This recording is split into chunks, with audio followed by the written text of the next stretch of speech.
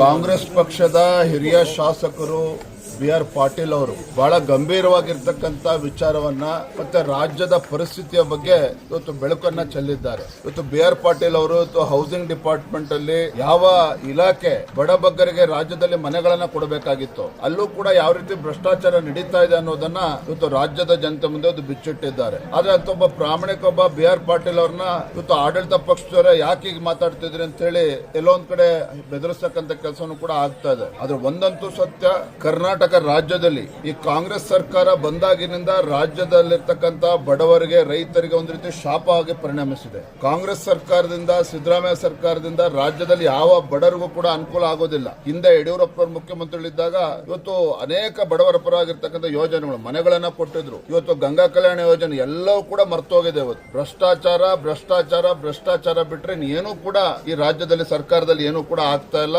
ಎಲ್ಲೋ ಒಂದ್ ಕಡೆ state sponsored corruption, ರಾಜ್ಯ ಸರ್ಕಾರವೇ ಇವತ್ತು ಭ್ರಷ್ಟಾಚಾರಕ್ಕೆ ಇವತ್ತು ಉತ್ತೇಜನ ನೀಡ್ತಾ ಇದೆ, ಬೆಂಬಲವನ್ನ ನೀಡ್ತಾ ಇದೆ. ಇವೆಲ್ಲವೂ ಕೂಡ ಬಿ.ಆರ್. ಪಾಟೀಲ್ ಅವರ ಹೇಳಿಕೆಯಿಂದ ಗೊತ್ತಾಗ್ತಾ ಇದೆ. ಇವತ್ತು ನಾವು ಕೂಡ ಭಾರತೀಯ ಜನತಾ ಪಾರ್ಟಿ ಇವೆಲ್ಲ ವಿಚಾರಗಳನ್ನ ಇಟ್ಕೊಂಡು ಬೀದಿಗಳನ್ನ ಮತ್ತೆ ಹೋರಾಟವನ್ನು ಕೈಗೊಳ್ತೇವೆ.